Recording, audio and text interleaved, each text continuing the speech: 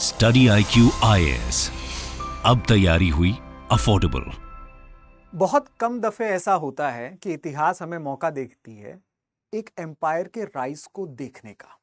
ऐसा कितने बार आपने सुना होगा कि किसी बेटे ने अपने बाप को एम्पायर के लिए मार दिया।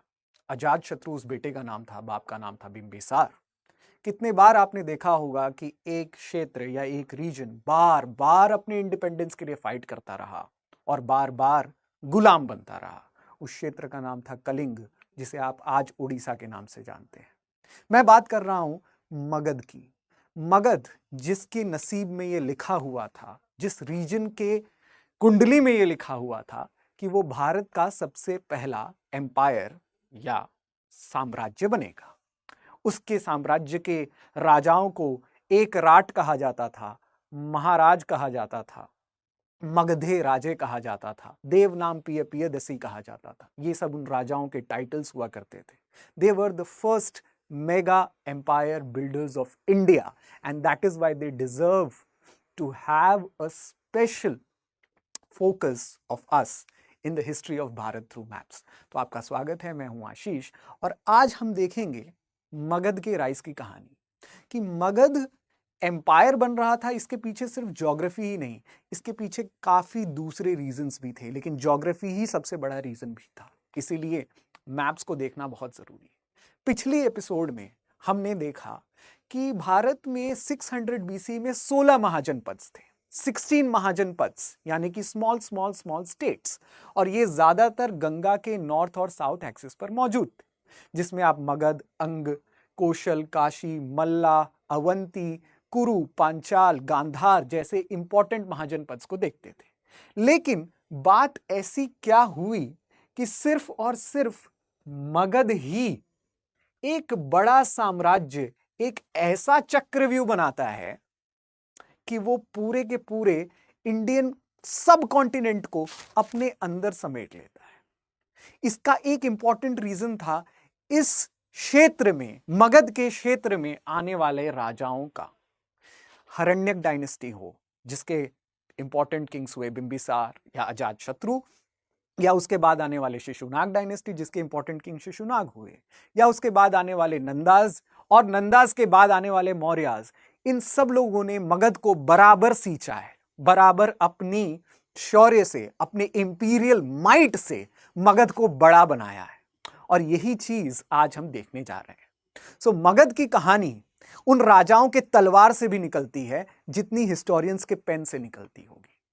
सो that is what we have to see कि ऐसा क्या था इस नॉर्थ इंडियन सब कॉन्टिनेंट में। आप ये जो स्ट्रेच्ड ज्योग्राफी देख रहे हैं, इस स्ट्रेच्ड ज्योग्राफी को सींचने वाली सिर्फ और सिर्फ एक बहुत इंपॉर्टेंट और महान नदी है जो करीब इस प्रकार जा रही है, जिसका नाम है गंगा, और गंगा के साथ साथ यमुना। इसी एक्सिस पे मगध मौजूद था, but not at the present day as we imagine it to be. Magadh Ganga के साउथ में मौजूद था, गंडक के इस पार यानी कि ईस्टर्न साइड में। मगध एक ऐसे एरिया में मौजूद था जिसको आप राजगृह या राजगीर के नाम से आज जानते हैं। राजगीर का मानना यह कहा जाता था, आप देख सकते होंगे यहां पर पहाड़ों की श्रृंखला है, चारों तरफ से राजगृह गिरिवराज यानी कि पहाड़ों के राजा के नाम से जाना जाता था, चारों तरफ से पहाड़ों से सराउंडेड था। साथ ही साथ ये मगध के कैपिटल होने के साथ साथ एक बहुत इंपॉर्टेंट आयरन माइंस के ऊपर भी बैठा हुआ था। लोहाध्यक्षास, अकाराध्यक्षास एक प्रकार के ऑफिसर्स हुआ करते थे मगध साम्राज्य के अंदर। तो ये लोहा और अकाराध्यक्षास थे कहां पर? ये रीजन वही रीजन है जिसे आप आज छोटा नागपुर प्लेटो कहते हैं। आज ज्यादातर ये साउथ वाला एरिया झारखंड में चला गया है, लेकिन इसी एरिया के माइंस मगध साम्राज्य को लड़ने के लिए वेपन्स, आयरन वेपन्स दिया करते थे, और साथ ही साथ उनके स्टेट का एक बहुत इंपॉर्टेंट रिसोर्स बने। दूसरी सबसे इंपॉर्टेंट बात, गंगा और यमुना जिस प्लेन को सींचती है, उस प्लेन के दोनों तरफ बसे हुए किसान और उसके साथ आने वाले एल्यूवियल सॉइल्स शायद इस साम्राज्य को सबसे ज्यादा भरण और पोषण कर रहे थे, सबसे ज्यादा डेवलपमेंट में मदद कर रहे थे। लेकिन आपके मन में यह भी सवाल होगा कि ऐसी गंगा की एक्सेस तो दूसरे साम्राज्यों में भी थी। फॉर एग्जाम्पल, मगध के ठीक ऊपर यहां पर साम्राज्य हुआ करता था वज्जीज का, और वज्जीज के ठीक ईस्टर्न साइड में जहां पर आज प्रेजेंट डे भागलपुर है, वहां पर जैसे ही आप कोशी पास करेंगे वहां पर हुआ साम्राज्य करता था अंग का, या वज्जीज के ठीक वेस्टर्न साइड में साम्राज्य हुआ करता था मल्लाज का, और उसके बाद कोशल का।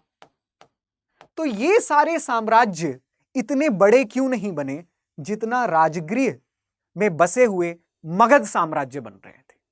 इसका आंसर है मगध साम्राज्य के राजाओं का वर्णन, मगध साम्राज्य के राजाओं की अपनी बैकग्राउंड। उनकी यह बैकग्राउंड सबसे अलग थी, and that deserves its own story. So for example, मैं सबसे इंपॉर्टेंट स्टोरी बताना चाहूंगा हरण्यक डायनेस्टी के राजाओं का। हम स्टार्ट भी हरण्यक डायनेस्टी से ही करेंगे।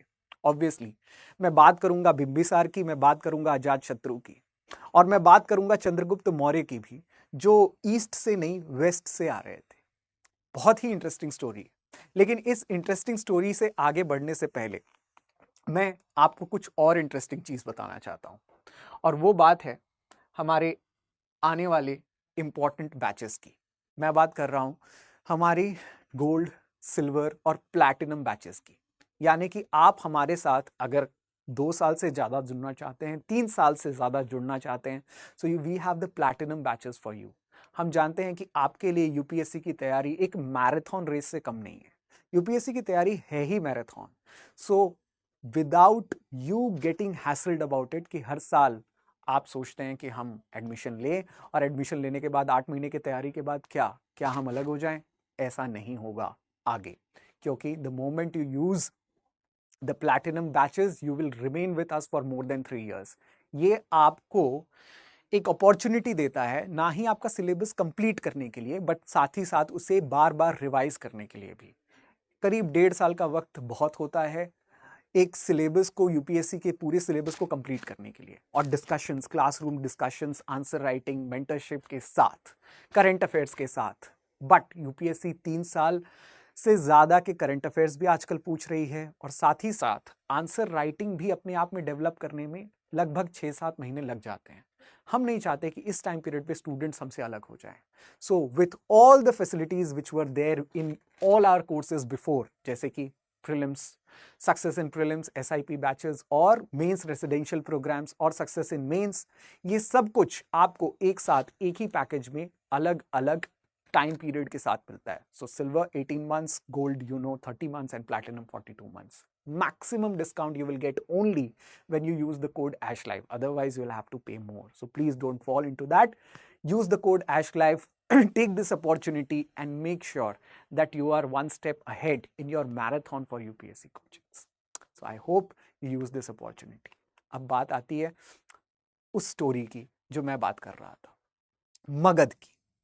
मगध सबसे पहले कुछ ऐसा दिखता था। This was the only reason. आप देख सकते हैं कि गंगा है, और गंगा के ठीक सदर्न एक्सिस पर बसे हुए ये राजगृह का क्षेत्र है। ये कितना छोटा है। This is just was Magadh when it started. That is how you are also. आप भी यूपीएससी की तैयारी कर रहे हैं, आप भी 0 से तैयारी करोगे, तो आप मगध की तैयारी को अपने यूपीएससी के पैरेलल जीवन की तैयारी में बनाइएगा। थोड़ा बहुत सीखने को हिस्ट्री से बहुत कुछ मिलता है ना। तो यहाँ पर by the end of this lecture you will realise कि ये जो पोर्शन है वो पूरे नॉर्दर्न इंडियन सब कॉन्टिनेंट को कवर करने वाला है। यही चीज आपको भी करनी है। आपकी जो शुरुआत है आज, उसे आपको और बढ़ाते जाना है, एक्स्ट्रापोलेट करते जाना है। यहाँ पर मैं बात कर रहा हूँ मगध की। तो सबसे पहले हरण्यक डायनेस्टी में हुए बिंबिसार। बिंबिसार के सामने ये एक सवाल था कि वो राजगृह को कैसे आगे बढ़ाएंगे। नाउ राजगृह अपने आप में was a formidable capital, no doubt. इसको अटैक करने वाला और कोई था नहीं। लेकिन इस फॉर्मिडेबल एम्पायर को आगे कैसे बढ़ाया जाए? Should it be from war और should it be from diplomacy? Bimbisara used both war as well as diplomacy. Bimbisara ने सबसे पहले अटैक करना चाहा अपने ईस्टर्न साइड के महाजनपद को। मैंने आपको बताया कि ये गंगा इस तरफ जा रही है और उसके नीचे यमुना। ठीक जैसे ही आप कोसी पार करेंगे, यहां पर आता था अंग, और अंग का कैपिटल हुआ करता था Champa. Now present day Bhagalpur, Bihar के भागलपुर एरिया में ये महाजनपद आया करता था। सबसे पहले बिंबिसार ने सिर्फ और सिर्फ अटैक किया अंग को। Anga was attacked, so it was captured. So Rajgriha का क्षेत्र थोड़ा सा आगे बढ़ा। जैसे ही राजगृह का क्षेत्र थोड़ा सा आगे बढ़ा, दूसरी इंपॉर्टेंट चीज आई कि what should you do now. इतनी बड़ी सेना नहीं थी राजगृह के पास या बिंबिसार के पास कि वो अब इन दोनों डायनेस्टी को मिलाकर कहीं और हमला करें। उनकी जो सबसे इमीडिएट महाजनपद थी, वो थी ऊपर बैठी हुई वज्जीज, जो उनसे काफी ज्यादा स्ट्रांग थे, जो नॉर्दर्न बिहार के एरिया में थे। वैशाली से लेके नेपाल तक के बॉर्डर्स पर उनका दबदबा था।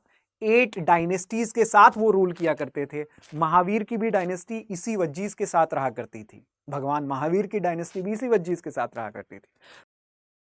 पर पाना was not an easy task. साथ ही साथ टूवर्ड्स द ईस्टर्न साइड, ठीक गंगा के एक्सेस को अगर आप पकड़ के चलें तो गंगा के साउथ में राजगृह, गंगा के थोड़े से ऊपर नॉर्थ में कॉन्फ्लुएंस के ऊपर आता था एरिया ऑफ काशी, जो कोसला के अंदर हुआ करता था। काशी और कोशल, ये दोनों डायनेस्टीज आपस में इसी एक्सिस पर मौजूद थे गंगा के पास में। तो कोशल को भी इनको कैप्चर करना था। अब बात यह बनती है कि जहां पर युद्ध काम नहीं आता, वहां पर राजनीति या मैत्री काम आती है, दोस्ती काम आती है, डिप्लोमेसी काम आती है। Bimbisara used the second option. He got into matrimonial relationships with वज्जीज and कोशला। तो आप ये कह सकते हैं कि राजगृह का क्षेत्र या मगध का क्षेत्र of influence, the influence was increasing, the Magadh क्षेत्र influence was increasing. So Rajgriha was expanding. Anga इसके अंदर आ चुका था। So I can definitely use a brighter mark, but I will not use a brighter mark here. I will always use dash lines here. आप अपने answers में भी ये कर सकते हैं, because ideally speaking, Koshal and Vajji was not under the Magads during the time of Bimbisar. Bimbisara के time period पे ये हुआ ही नहीं। हाँ, मैट्रिमोनियल रिलेशनशिप्स हुए। उन्होंने कोशल की प्रसेनजीत की बेटी से, प्रसेनजीत जो कोशल के राजा हुआ करते थे, उनसे शादी की, और वज्जी की डायनेस्टी से भी शादी की। And he got into some kind of diplomacy with them. कहानी अभी खत्म नहीं हुई है। कहानी है बिंबिसार के बेटे अजातशत्रु की। नाम ऐसा कि जिसका शत्रु आज तक पैदा ना हुआ। द नेम अजातशत्रु मीन्स कि जिसके एनिमी अभी तक पैदा नहीं हुए हों। अजातशत्रु एक ऐसे व्यक्ति थे। देखिए, अजातशत्रु अपने एरिया को बढ़ा रहे हैं, लेकिन अजातशत्रु के सबसे बड़े एनिमी उनके पिता ही साबित हुए। मैंने आपको कहा था कि ये एम्पायर की कहानी ऐसी होगी कि जहां पर एक बेटा अपने पिता की हत्या करता है। पितृहंता का दोष लगा था अजातशत्रु पे, और ये पितृहंता यानी कि अजातशत्रु ने अपने फादर की किलिंग की, अपने फादर को बंदी बनाकर उन्हें मार दिया गया, क्योंकि अजातशत्रु को यह लग रहा था कि उनकी एम्पायर या उनकी राजगद्दी उन्हें नहीं मिलेगी, उनके हाफ ब्रदर्स को मिल सकती है। जैसा ही अजातशत्रु ने अपने पिता बिंबिसार को बंदी बनाया, when he was imprisoned and killed, 2 लोग उनसे फाइट करने के लिए आ गए। कौन से वो 2 लोग? एक आप यहां पर देख रहे हैं, कोशला। सो कोशला से आते हैं प्रसेनजीत। सो कोशला से अटैक होता है टुवर्ड्स राजगृह, और दूसरा अटैक वज्जीज से होता है। ये 2 अटैक, सबसे बड़ा अटैक था अजातशत्रु के जीवन में। That was the biggest attack in his life and he had to face that attack. So what happens in this? Varanasi का जो एरिया आप देख रहे हैं, उस वाराणसी के एरिया को सबसे पहले राजगृह से कैप्चर किया गया बाय अजातशत्रु। एक्चुअली वाराणसी दी गई थी दहेज में बिंबिसार को, when Bimbisar entered into matrimonial relationship with प्रसेनजीत's daughter। So Prasenjit की बेटी जब शादी कर रही थी बिंबिसार से, तो काशी का जो एरिया था, वाराणसी का जो एरिया था, वो दहेज में दिया गया था। जैसे ही बिंबिसार को कैदी बनाया गया बाय अजातशत्रु, काशी का एरिया वापस ले लिया गया और ये बैटल एक्चुअली काशी के लिए हो रही थी, ये बैटल एक्चुअली वाराणसी के लिए हो रही थी। So in this battle Kosala was fighting Magadh. Almost ये तय था कि मगध के राजा हारने वाले हैं, बट जैसा कि मैंने आपको बताया, मगध के राजाओं की कहानी थोड़ी अलग थी। He used some important battle line tactics, बहुत इंपॉर्टेंट बैटल लाइन टैक्टिक्स वो यूज कर रहे थे। फॉर एग्जाम्पल एक मेज चैरियट यूज कर रहे थे, जिनके चैरियट से, अजातशत्रु के चैरियट से मेज निकला करती थी, जो बहुत सारे सोल्जर्स को कैप्चर कर लेती थी। साथ ही साथ he also use a rover around his chariot, a rover which was having fins and blades। blades के कुछ rovers हुआ करते थे जो पास में किसी भी सैनिक को अप्रोच नहीं कर देते थे उनके चैरियट्स पे, और वहीं पे खत्म हो जाते थे, वहीं पे म्यूटिलेटेट हो जाते थे। Nobody could imagine to touch Ajatashatru in the battlefield। ये सारे टेक्निक्स यूज करने की वजह से लगभग ये तय था कि Prasenjit was losing the battle, he lost the battle। उसके बाद 6 साल तक Rajgriha kept fighting with its northern महाजनपद। वज्जीस से वो 6 साल तक लड़ते रहे। इनफैक्ट वो एक दफे इतने डिजेक्टेड और फ्रस्ट्रेटेड हो गए थे कि उन्होंने अपने प्राइम मिनिस्टर वर्षाकरा को, वसाकरा या वर्षाकरा जिनका नाम है, बुद्ध के पास भेज दिया। बुद्ध से ये पूछने भेज दिया, अजातशत्रु के समय में बुद्ध रहा करते थे, तो बुद्ध को ये पूछने भेज दिया कि मैं वज्जीस को हराऊं तो हराऊं कैसे। बुद्ध ने कहा कि जब तक वज्जीस अपने काउंसिल्स के साथ बैठकर डिसीजन लेते रहेंगे, जब तक वज्जीस के यहां पर डेमोक्रेटिक सेटअप होगा, तब तक आप उन्हें खत्म नहीं कर सकते। Vassakara was sent as a spy. Vassakara को अजातशत्रु ने स्पाई बनाकर भेजा। वसाकरा वज्जीस के पास जाते हैं, वैशाली के पास जाते हैं और एक प्रकार से नाटक करते हैं कि अजातशत्रु ने उन्हें हटा दिया है, उन्हें ह्यूमिलिएट किया है और अब वो अजातशत्रु से दुश्मनी करना चाहते हैं। And he is successful in creating dissensions within the Vajji rank, यानी कि वज्जी रैंक्स के बीच में फूट डालने में वसाकरा कायम हो चुके थे। And that is how he mounted an attack on Vajjees। Vajjees kept on fighting, Vajjees kept on fighting within themselves। वो deliberate करते रह गए और अजातशत्रु ने 2 इंपॉर्टेंट महाजनपद को कैप्चर किया। ये पार्ट इसीलिए राजगृह का बढ़ रहा है। 2 important Mahajanapada, that is the Vajji area, Varanasi और Shravasti. Shravasti was the northern capital of Mallas, और साथ ही साथ एक और डायनेस्टी थी मल्लास की, वो भी कैप्चर हुआ। इसे मैं थोड़ा बड़ा करके बता रहा हूं आपको। अभी कुछ स्लाइड्स हैं जो आपको बड़ा करके जो मैं बताऊंगा तो आपको शायद ज्यादा समझ में आए। यहां पर जो ब्लू पार्ट देख रहे हैं वो पार्ट था जब बिंबिसार रूल किया करते थे। Look at where Magadh empire is. जैसे ही अजातशत्रु आए, look how this part is becoming. Now this is the part जहां पर सिर्फ और सिर्फ बिंबिसार रूल कर रहे हैं। मगध एम्पायर गंगा के साउथ में ही है, वज्जीस जहां पर हैं वहीं पर हैं, मल्लास जहां पर हैं वहीं पर हैं, और ये येलो पार्ट जो है वो कोशल का है।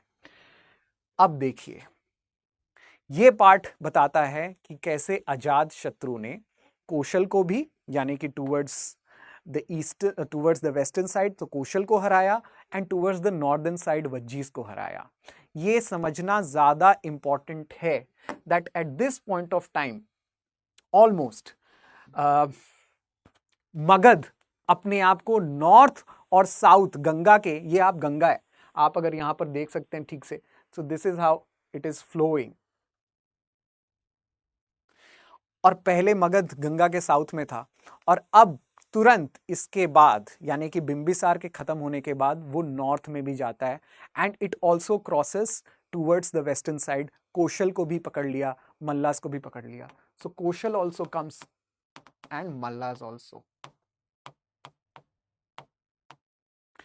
एक चीज और मैं आपको बताना चाहूंगा, Magadh was becoming the stronghold of northern India।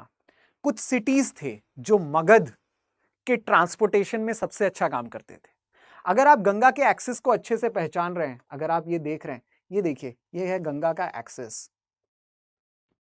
Ganga की एक्सिस को ध्यान से देखिए कि कितने इंपॉर्टेंट सिटीज को वो कनेक्ट कर रहा था। सबसे पहले यहां पर चंपा था, जो अंग का कैपिटल हुआ करता था, जिसे मगध ने कैप्चर कर लिया। इसी चंपा के साथ में आप जाते जाते पाटलिपुत्र पहुंच जाएंगे।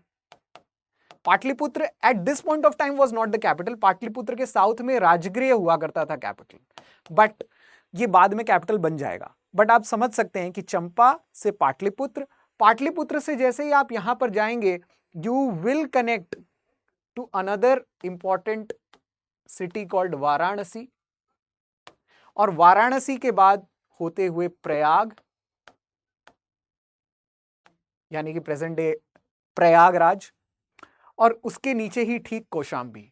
सो इंपॉर्टेंट सिटीज को रीच करने के लिए आपको बस गंगा का एक्सेस पकड़ना था, and that is how you reached, और you reached the centres of the city states of Magadha. Magadha की ट्रांसपोर्टेशन बहुत ही बढ़िया थी, सिर्फ इसी रीजन से। आगे की बात शिशुनाग की। शिशुनाग डायनेस्टी आ रही थी। ये तो बात थी हिरण्यक डायनेस्टी की, और अजातशत्रु ने काफी बड़ा साम्राज्य खड़ा कर दिया था। तो अजातशत्रु के अगर साम्राज्य को हम मैप करना शुरू करें, so again I will draw the axis of Ganga, something like this, and here Yamuna. अगर अजातशत्रु के एक्सिस को मैं अब वापस ड्रॉ करूं तो समथिंग लाइक दिस। यहां पर फिर भी अभी कुछ दूसरे डायनेस्टीज थे, जैसे कुरुज, पांचाल, जो छूटे हुए थे। बट जो एक इंपॉर्टेंट डायनेस्टी थी, जो मैंने आपको बताया, जैसे पाटलिपुत्र, वाराणसी, और उसके बाद अगर आप और वेस्टर्न जाएंगे और थोड़ा सा नीचे जाएंगे, तो एक इंपॉर्टेंट एरिया आता था उज्जैनी का। उज्जैनी उसी साम्राज्य का कैपिटल था, जिसका नाम आप सब लोग जानते हैं, Avanti. It was a matter of time कि अब मगध के राजाओं का जोर अवंती पर पड़ने वाला था। शिशुनाग डायनेस्टी के राजा शिशुनाग ने सबसे पहले चढ़ाई उज्जैनी में करनी सोची। प्रद्योत, जो उज्जैन के राजा हुआ करते थे, अवंती के राजा हुआ करते थे, his dynasty was wiped out, and with Shishunaga you can say that the Magad area was something looking like this. तो आप समझ सकते हैं कि ये वाला पूरा पार्ट अब मगध के पास में था। मैं अभी भी कलिंग को इसमें नहीं जोड़ रहा हूं। This is the part of Odisha, जिसको मैं जोड़ ही नहीं रहा हूं। This is the part where Magadha was ruling now with the help of Ujjains and with the help of Shishunaga. इसके बाद बात करते हैं नंदाज की। मैंने आपको बताया कि नंदाज कलिंग कैप्चर करेंगे। So again let us come and see. अगर ये गंगा का एक्सेस है और ये यमुना का एक्सेस है, तो मैं ड्रॉ कर रहा हूं वापस मगध साम्राज्य को, जिसमें उज्जैन है, यानी कि अवंती है। सो अगेन मैंने थोड़ा सा नीचे ड्रॉ किया। It's very important to be very specific. So अगर आप हिस्ट्री पढ़ रहे हैं और साथ ही साथ आप मैप कर रहे हैं, तो थोड़ा सा ध्यान दीजिएगा। ठीक कच्छ के ही एक्सिस पे थोड़ा सा ऊपर बीच में मालवा प्लेटो पे उज्जैन आता है। सो उज्जैन के साथ साथ ये पूरा क्षेत्र अवंती का हुआ करता था। यहां से होते हुए मल्लाज की डायनेस्टी, मल्लाज के नीचे कौशल, उसके साथ साथ वज्जीज, उसके साथ मगध के राज्य तो थे ही, अंग, ये सब कुछ कैप्चर हो चुके थे। These all were captured. So ये सारे रीजन अब मगध के अंदर आते थे, सिवाय कलिंग के। Dhanananda, who was the second king from the Nanda dynasty, he captured Kalinga. तो वो अब पाटलिपुत्र से at this point of time Nandas के टाइम पीरियड पे पाटलिपुत्र कैपिटल बन चुकी थी, तो वो पाटलिपुत्र से कलिंग पर कैप्चर करना शुरू कर रहे थे। इनफैक्ट वहां पर जाकर उन्होंने जीना की एक मूर्ति भी लाई थी। कलिंग के डायनेस्टीज ज्यादातर जैन धर्म को मानने वाले हुआ करते थे। इनफैक्ट अशोका के बाद में भी यहाँ पर जैन धर्म का बहुत बड़ा इन्फ्लुएंस माना जाता था। यहाँ पर महावीर की एक मूर्ति जो धनानंद लेके आए थे, it was his trophy, it was like his trophy, जो वो ये कह रहे थे कि हम जीत के आए हैं। And then you can say that अब कलिंग का भी एरिया मगध साम्राज्य के अंदर आया करता था। सो बचे कौन से साम्राज्य थे? बचे एक ऐसे साम्राज्य थे जो नॉर्थ वेस्टर्न्स में थे। एक बड़ी इंपॉर्टेंट बात है धनानंद के टाइम पीरियड की जो मुझे आपको बतानी है। समय था 326 बीसी का, और 326 बीसी में इंडिया में एक बहुत इंपॉर्टेंट इन्वेजन हो रहा था। मैंने ये एक्सिस ड्रॉ की है इंडस की। इंडस को पार करने की हिम्मत एक ग्रीक राजा में थी नहीं। किसके वजह से नहीं थी? नंद के वजह से नहीं थी। उस ग्रीक राजा का नाम है अलेक्जेंडर। अलेक्जेंडर का इन्वेजन 326 बीसी में इंडिया में हो रहा था, और वो नंदा के पास बहुत बड़ी आर्मी का नाम सुन के ही इंडस को क्रॉस नहीं कर रहे थे। In fact his soldiers Helmand river को, जो अफगानिस्तान में है, उसको क्रॉस कर रहे थे, और क्रॉस करने के बाद इंडस के रास्ते ही निकल गए। वो भारत में दाखिल होने की हिम्मत नहीं कर रहे थे, thanks to the Nanda's, because उन्हें यह सुनने में आया कि नंदा के पास हजारों हाथियों की फौज है, and Greek soldiers were terrified to just face the elephants out there. Alexander ने बाद में अपने कुछ सैट्रपीज को या अपने कुछ गवर्नर्स को इंडस के एक्सिस के पास, झेलम के पास छोड़कर वो चले जाते हैं। And this is where some of the Indo-Greek rulers keep on ruling even after the going away of Alexander. So Nandas captures Kaling, लेकिन आप ये समझ सकते हैं इस कहानी से कि नंदास का इन्फ्लुएंस नॉर्थ वेस्टर्न पार्ट तक मौजूद था। लेकिन यहीं से बात आती है एक ऐसे डायनेस्टी की जो पूरे नॉर्थ वेस्टर्न इंडिया को कैप्चर कर रहा था। मैंने आपको बताया था कि Magadha during the time period of Nandas was still here only. तो अब ये इतना बड़ा कैसे हो गया? आप सही नाम पढ़ रहे हैं, यहां पर नाम है चंद्रगुप्त मौर्य। काम क्या है, ओरिजिन क्या है, किसी को ठोस तरीके से नहीं पता। Was he a low caste person? कुछ ब्राह्मणिकल टेक्स्ट कहते हैं कि वो लो कास्ट थे, कुछ जैन टेक्स्ट कहते हैं कि वो बहुत हाई कास्ट थे। इससे कोई फर्क नहीं पड़ता कि व्यक्ति लो कास्ट का हो या हाई कास्ट का हो। हिस्ट्री हमें बताती है कि अगर उस व्यक्ति के कर्म अच्छे हों तो लोग उसे याद रखते हैं। Chandragupta Maurya was indeed a person who challenged the Nandas and he overthrew the Nandas. Nanda's को हटा दिया गया। लेकिन कहानी थी मुद्रा राक्षस में लिखी हुई। मुद्रा राक्षस में यह बताया जाता है कि एक ब्राह्मण थे, चाणक्य जिनका नाम था, कौटिल्य जिनका नाम था, वो तक्षशिला में, जो आप यहाँ पर देख रहे हैं, यहाँ पर एक प्रोफेसर हुआ करते थे। वो नंदास के पास में गए and he wanted to give some advice against the approaching Greek invasions. Nandas ने उनका उपहास उड़ाया, मजाक उड़ाया। वो नंदास को ओवरथ्रो करने के हिसाब से वापस तक्षशिला में जाते हैं। एक बच्चे को देखते हैं जिनका नाम चंद्रगुप्त था, उसे एक जस्टिस सिस्टम प्ले करते हुए देखते हैं। वो एक राजा प्ले कर रहे थे, और अपने राजा एक छोटे बच्चे के तौर पर ही वो काफी सटीक, काफी बढ़िया जजमेंट पास कर रहे थे। He decided to buy that person. वो एक छोटे से ही करीब 10-12 साल के व्यक्ति हुआ करेंगे। उन्होंने खरीद लिया। उस जमाने में खरीदा और बेचा भी जाता था। इंडिया में स्लेवरी हुआ करती थी, लेकिन उन्होंने उसे एक स्लेव के तौर पर नहीं पैदा किया या नहीं रखा।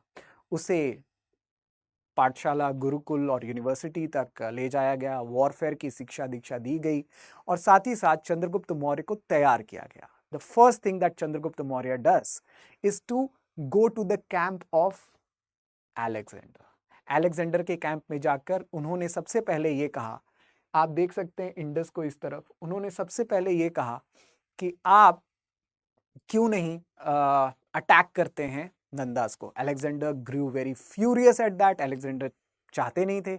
इनफैक्ट ये बताया जाता है कि चंद्रगुप्त मौर्य को ठीक कैप्चर ही किया गया था। सबसे पहला इन्वेजन, सबसे पहला बैटल उनका अपने आप को ग्रीक से छुड़ाना ही था। सो 326 बीसी में अपने आप को ग्रीक से छुड़ाते हैं। उसके बाद उनकी सबसे पहली चढ़ाई वेस्टर्न पार्ट से ही हो रही थी, यानी कि the reason that Mauryan dynasty south माफ करिएगा वेस्ट से लेके ईस्ट तक फैली, इसका सीधा सीधा रीजन जाता है चंद्रगुप्त मौर्य को, क्योंकि वो नंदास के लिए भी यहीं से आ रहे थे। वो नंदास के लिए भी चढ़ाई तक्षशिला से ही कर रहे थे। उनके गुरु भी तक्षशिला में ही बैठे हुए थे।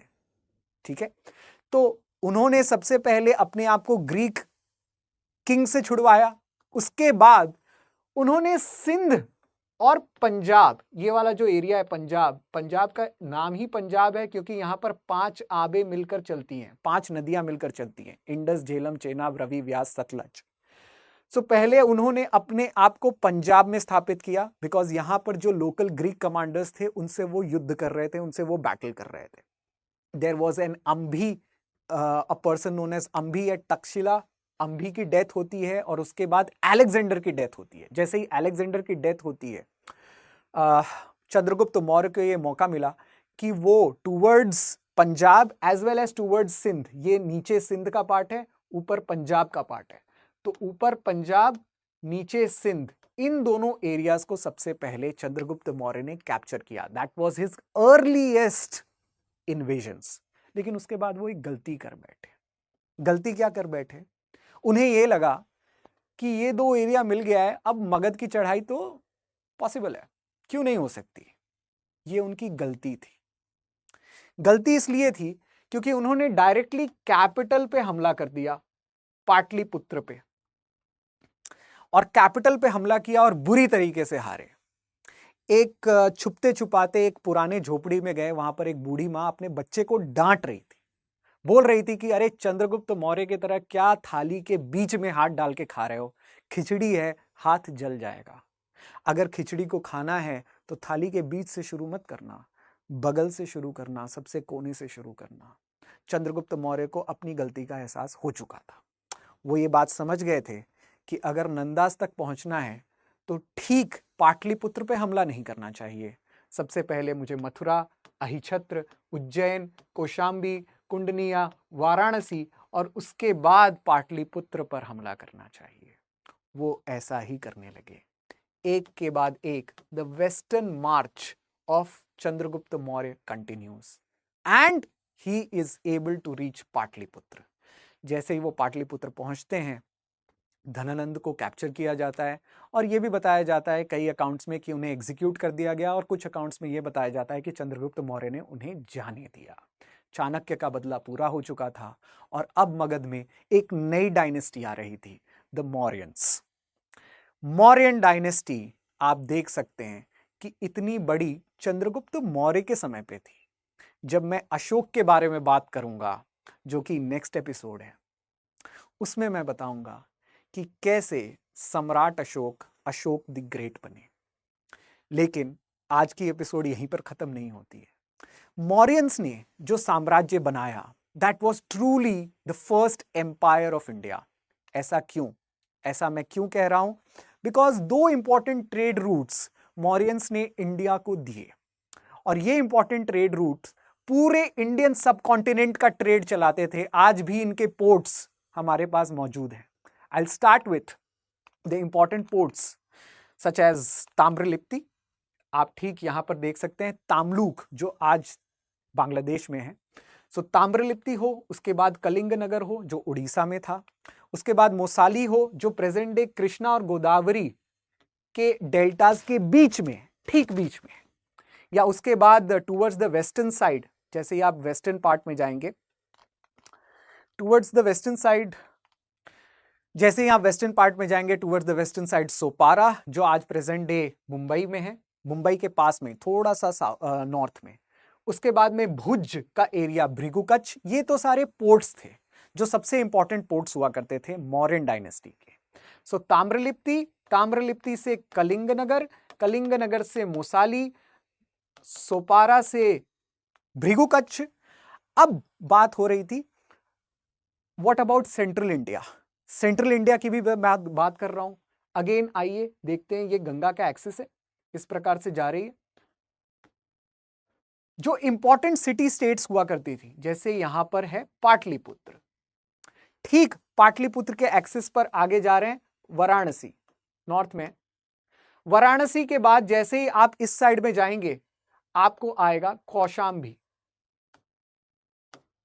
सो वाराणसी, वाराणसी से पाटलिपुत्र, पाटलिपुत्र से चंपा, ये सबसे पहले नॉर्थ एक्सिस बन रहा था। और यहां से आप होते हुए तक्षशिला जा रहे थे। इसे नाम दिया गया उत्तर पथ का। एक और पथ था जो दक्षिण की तरफ भी जाता था। पाटलिपुत्र से आप सीधा आते थे उज्जैन पे, और उज्जैन से आप नीचे आते थे अस्मका पोटाली में, विच वॉज अनदर महाजनपद। तो ये वाला जो पार्ट था, और यहां से आप सोपारा जाते थे। साउथ में अशोका ने एक इंपॉर्टेंट सेंटर बनाया जिसका नाम था सुवर्णगिरी, और ये सारे उत्तर पथ और दक्षिण पथ सुवर्णगिरी को, मोसाली को कनेक्ट करते थे। आप देख सकते हैं कि एक साउथ में ट्रेड रूट जा रहा है, एक नॉर्थ में ट्रेड रूट जा रहा है। इसी को बहुत अच्छे तरीके से दर्शाया है एक किताब में, which is by Upinder Singh. आप यहाँ पर देख सकते हैं कि किस प्रकार से ट्रेड रूट उपिंदर सिंह बताती हैं। दैट अगेन अगर मैं बताऊं तो दिस वाज चंपा, चंपा के साथ पाटलिपुत्र, पाटलिपुत्र के साथ वाराणसी, और वाराणसी के ठीक नीचे यहाँ पर कौशाम्बी, कौशाम्बी से आप यहाँ पर जाते हुए टुवर्ड्स तक्षशिला ऐसे पहुंचते हैं। ये एक नॉर्दर्न ट्रेड रूट हुआ करता था। और जैसे ही आप साउथ में जाएंगे तो कलिंग नगर या ताम्रलिप्ति या मोसाली, जो सबसे इंपॉर्टेंट अगर मैं कहूं तो पोर्ट्स हुआ करते थे, और इसी को कनेक्ट करता था overland trade route Suvarnagiri, Suvarnagiri से अस्मका पोटाली, वहां से सोपारा, सोपारा से भृगुकच्छ, और फिर वहां से होते हुए तक्षशिला आप इंडस को भी क्रॉस कर रहे थे। This was the extensive trade network that the Mauryans established. India की ट्रेड, इकोनॉमी, पॉलिटी, सब कुछ एक बहुत ही बड़े विस्तृत एम्पायर में हमें देखने को मिल रही थी। आई होप कि आपको ये एपिसोड बहुत अच्छा लगा होगा। If you have any other suggestions as well as doubts, as well as any important exciting information to share with us, I'm more than happy to call you to my Telegram channel. At the same point of time, मैं बार बार आपको ये कहता हूँ कि UPSC की तैयारी जो है वो सबसे इम्पॉर्टेंट तब हो जाती है जब आप क्लासरूम में आते हैं। ऑनलाइन वीडियोस के थ्रू तो आपकी तैयारी होती ही रहती है, बट एक इंटरेस्टिंग और सीरियस तैयारी क्लासरूम में होती है। आज तो हमारी ये मकसद है कि हम मैप्स के थ्रू आपको हिस्ट्री बताएं, but the most important thing is history को आपको आंसर्स भी लिखने हैं। एग्जामिनर को बताना है कि आपको कितना आता है, एग्जामिनर को बताना है कि आपने कितना समझा है, and for that classrooms are the best resource available. Use this opportunity, जहां पर 3 साल तक, 2 साल तक, 1.5 साल से ज्यादा आप हमारे साथ वक्त बिताएंगे, and if you take the cumulative price it is less than 10,000 per year. इससे ज्यादा अफोर्डेबल और क्वालिटी आपको शायद ही कहीं पे उपलब्ध होगा, और कहीं पे उपलब्ध भी नहीं होने वाला है, right? I personally take history, so I'll be very eager to see you in my classrooms. Use the code ASHLIVE for getting the maximum discounts. Also, join the Telegram, join the discussion pages, share your thoughts, share your values, take whatever you have to, but achieve your goal that you wanted to become a civil servant of independent India. So, use that, use this code, use this opportunity. I hope you enjoyed it. Next episode, मैं लेके आ रहा हूं अशोक को। Thank you. Study IQ IAS, अब तैयारी हुई affordable.